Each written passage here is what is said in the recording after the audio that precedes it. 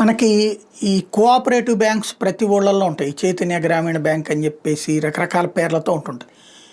రాష్ట్రానికి మొత్తానికి ఈ గ్రామీణ బ్యాంకులు ఏమైపోతున్నాయంటే నిదానంగా రాజకీయ నాయకులు చెప్పు చేతుల్లోకి వెళ్ళిపోయి తమకు కావలసిన వాళ్ళకి అక్కడ 10 రూపాయల వాల్యూ చేసే భూమి ఉంటే 100 రూపాయల అప్పులు ఇప్పించి వాటిని సర్వనాశనం చేస్తున్నటువంటి పరిస్థితి.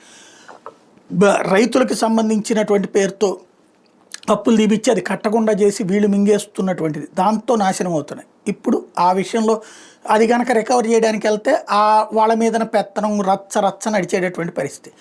ఇప్పుడు వచ్చేటప్పటికి ఈ మోసాలకి చెక్ పెట్టేటటువంటి కార్యక్రమంలో భాగంగా వీటన్నిటి ఒక విలీనం చేయడంతో పాటుగా వీటిని ఒక షెడ్యూల్డ్ బ్యాంకుతో లింక్ చేసేటటువంటి కార్యక్రమం, రాష్ట్రానికి ఒక ఆర్ఆర్బి గ్రామీణ బ్యాంక్ అన్నటువంటి కాన్సెప్టు. దీని కింద ఆంధ్రప్రదేశ్లో 4 ఆర్ఆర్బీలని ఒకే గొడుగు కిందకి తీసుకొస్తున్నారు. దాని కింద నోటిఫికేషన్ జారీ అయిపోయింది. దాంట్లో భాగంగా ఆంధ్రప్రదేశ్లో ఇప్పుడున్న చైతన్య గోదావరి గ్రామీణ బ్యాంకు, ఆంధ్రప్రగతి గ్రామీణ బ్యాంకు, సప్తగిరి గ్రామీణ బ్యాంకు, ఆంధ్రప్రదేశ్ గ్రామీణ వికాస్ బ్యాంకులు విలీనం చేసి కొత్తగా అమరావతి కేంద్రంగా ఆంధ్రప్రదేశ్ గ్రామీణ బ్యాంకుని ఏర్పాటు చేశారు. దీనికి ఈ లింక్డ్ బ్యాంక్ ఏంటంటే యూనియన్ బ్యాంక్ ఆఫ్ ఇండియా.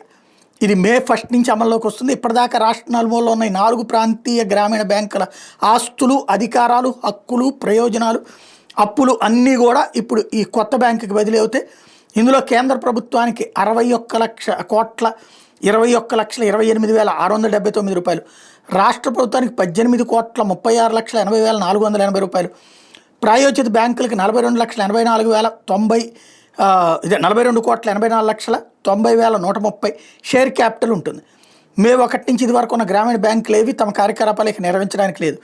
ఇప్పటిదాకా వాటిలో పనిచేస్తున్న ఉద్యోగులు అట్లాగే ఉంటారు, అలాగే కార్యకలాపాలన్నీ అట్లాగే ఉంటాయి. జీతభత్యాలు, సర్వీస్ కండిషన్స్ అన్నీ యథాతథంగా ఉంటాయి. జస్ట్ మారేటటువంటిది లింక్ అవుతాయి, మొత్తం కలిపి ఒకటే బ్యాంక్ కిందకు ఉంటాయి.